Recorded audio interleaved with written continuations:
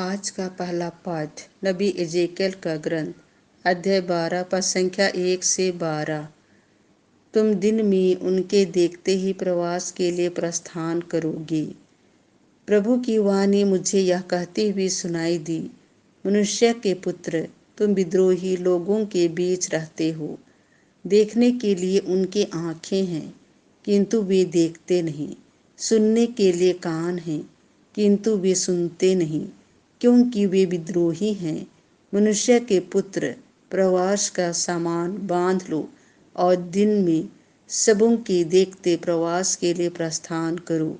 तुम जहाँ रहते हो उनके देखते ही वहाँ से प्रवास के लिए प्रस्थान करो।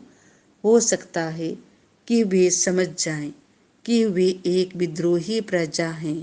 प्रवास का सामान दिन में ही उनके देखते देखते बाहर रखो और संध्या को उनकी आँखों के सामने प्रवास के लिए प्रस्थान करो। उनके देखते ही दीवार में छेद करो और उससे निकल जाओ। उनके देखते ही सामान कंधों पर रखकर संध्या के समय प्रस्थान करो। अपना मुंह ढक लो जिससे तुम भूमि नहीं देख सको, क्योंकि मैं तुम्हें इस्राएली प्रजा के सामने एक चिन्ह के रूप में प्रस्तुत करने जा रहा हूँ। मुझे जैसा आदेश मिला था मैंने वैसा ही किया। मैंने दिन में प्रवास का सामान बाहर रखा और संध्या के समय अपने हाथ से दीवार में छेद किया। मैंने छटपुटे में कंधे पर सामान रखकर उनके देखते ही चला गया। दूसरे दिन प्रातः मुझे प्रभु की वाणी यह कहती हुई सुनाई पड़ी, मनुष्य के पुत्र, क्या इस्राएल की विद्रोही प्रजा ने तुमसे यह नहीं पूछा कि तुम क्या करते हो? उनसे कहो, प्रभु ईश्वर यह कहता है, यह यरूशलेम के राजा और वहाँ रहने वाली समस्त इस्राएली प्रजा के विषय में भविष्यवाणी है। उनसे यह कहो, मैं तुम लोगों के लिए एक चिन्ह हूँ। तुमने जैसा किया उन लोगों के साथ वैसा ही किया जाएगा।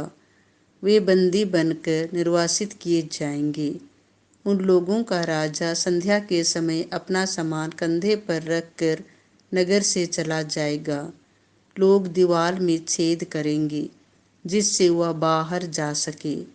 वह अपना मुंह ढक लेगा, क्योंकि वह अपनी आँखों से यह भूमि फिर नहीं देखेगा। संत मत्ती के अनुसार पवित्र सुसमाचार अध्याय 18, 21, 19, 1। मैं तुमसे नहीं कहता 7 बार तक क्षमा करो, बल्कि 70 गुना 7 बार तक।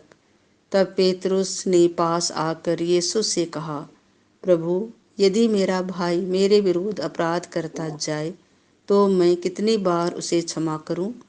7 बार तक? यीशु ने उत्तर दिया, मैं तुमसे नहीं कहता 7 बार तक, बल्कि 70 गुना 7 बार तक।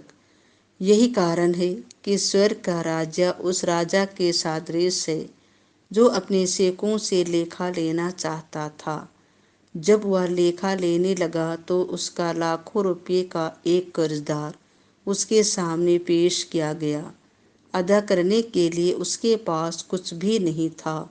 इसीलिए स्वामी ने आदेश दिया कि उसे, उसकी पत्नी, उसके बच्चों और उसकी सारी जायदाद को बेच दिया जाए और ऋण अदा कर लिया जाए। इस पर वह सेवक उसके पैरों पर गिरकर अनुनय विनय करने लगा, मुझे समय दीजिए और मैं आपको सब चुका दूंगा। उस सेवक के स्वामी को तरस हो आया और उसने उसे जाने दिया और उसका कर्ज माफ कर दिया। जब वह सेवक बाहर निकला तो वह अपने एक सहसेवक से मिला जो उसका लगभग 100 रुपये का कर्जदार था। उसने उसे पकड़ लिया और उसका गला घोंट कर कहा, अपना कर्ज चुका दो।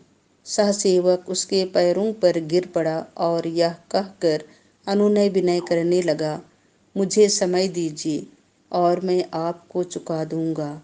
परंतु उसने नहीं माना और जाकर उसे तब तक के लिए बंदीगृह में डलवा दिया जब तक वह अपना कर्ज न चुका दे। यह सब देखकर उसके दूसरे सहसेवक बहुत दुखी हो गए और उन्होंने स्वामी के पास जाकर सारी बातें बता दी।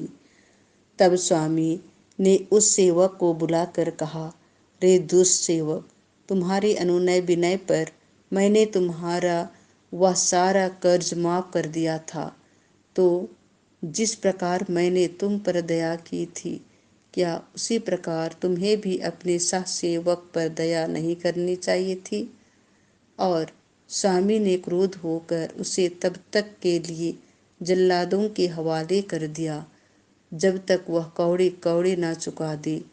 यदि तुम में हर एक अपने भाई को पूरे हृदय से क्षमा नहीं करेगा, तो मेरा स्वर्गीय पिता भी तुम्हारे साथ ऐसा ही करेगा।